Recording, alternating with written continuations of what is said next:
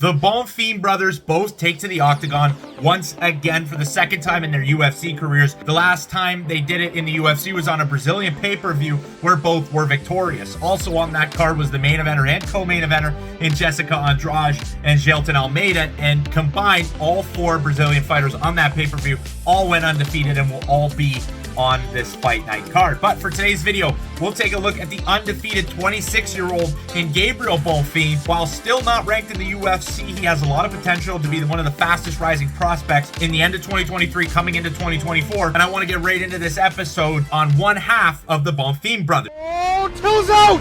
It's over! It's over! It's over! That's what I'm saying, boy! Oh! He got dropped! It's over! It's over! Munoz! Oh my God! Bonfim got his start in mixed martial arts in his native Brazil back in 2014, nearly a decade ago, and at only 26 years old, he would be only 17 when he got into pro mixed martial arts. Simultaneously, early on in his career, Bonfim would compete in boxing as well, becoming a national champion, and he would start fully developing his stand-up in a 5-fight undefeated pro boxing career from 2016 to 2017. By 2018, however, Bonfim was both an undefeated boxer at 5-0 and an undefeated mixed martial artist at 3-0, but would be consumed by the octagon. By the middle of 2019, at 9-0, with 9 straight stoppage victories, Bonfim would be one of the best regional mixed martial artists in Brazil, and that would have the LFA, a premier regional organization, want him on their event when they came to Brazil for LFA 112. They would set him up against another Brazilian in Brenner Alberth, and he would actually come in referred to as the underdog, but would outclass his opponent through the first 2 rounds and land a knockout victory in the 3rd round to finish his Brazilian opponent and leave a lasting image in the LFA's management. After the impressive LFA debut, he'd get on an all-Brazilian LFA card in Rio de Janeiro, and to boot, he would be in the co-main event for a welterweight title. His brother Ismael Bonfim would also be on the card, the fight just before Gabriel. In this LFA fight, the striking was on Bonfim's side. The power, the skills,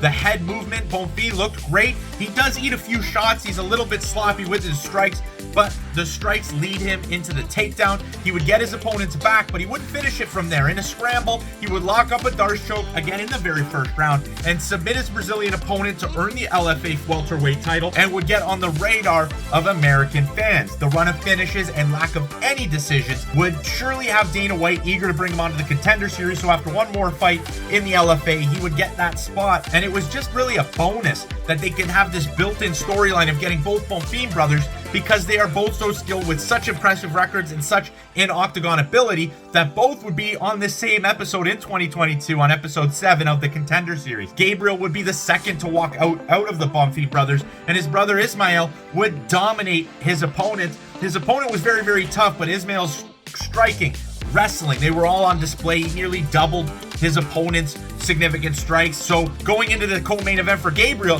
he needed to perform, and perform Gabriel did. The stand-up was even with both guys getting their licks in, and it was near even on the significant strike numbers, 26 for Bonfim and 20 for Waters, but Bonfim would enter in for a perfectly timed double leg, but he faces scare when Waters would lock in a deep guillotine submission, but Bonfim, showing his high-level elite grappling, he would jump off to the offside, and he would start working for his own submission. Going for the Von Flue choke, he would start forcing his shoulder into his opponent's neck, and it would cause Trey Waters to get purple and submit. And he did it all so secretive that even Daniel Cormier didn't pick up on the submission developing. Bonfim is elite with his jiu-jitsu, but nonetheless, the stoppage would come at 4:13 of the first round, and both Bonfim brothers, from their performances, would get contracts in the UFC, and they would both be on the Brazilian card for UFC 283 Teixeira versus Hill. But I think Gabriel would be one up on his brother with the performance on the Contender Series. But nonetheless, with both getting contracts and a spot on the same pay-per-view, they would have another challenge ahead of them.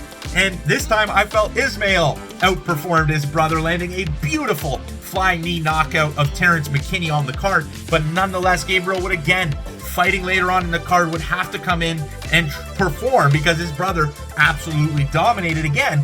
And again, Gabriel would perform, in my opinion, not to the level of his brother in this one, but nonetheless would land a mounted guillotine choke on Munir Lazzez in the very first round in under a minute, and we would all know his ability inside the octagon. He has never been an underdog in his UFC career. He is dominant. He's as dominant as it gets.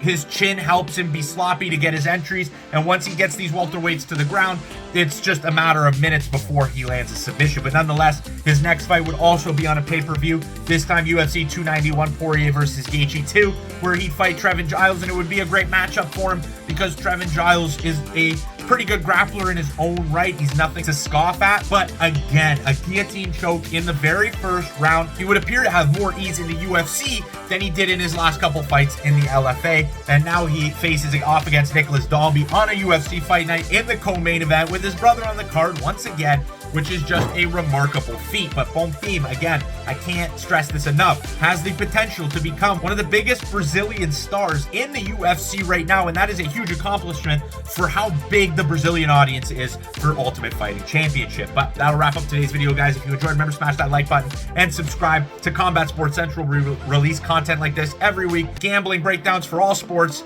everything there is. Hit that subscribe button, and I will see you in the next video.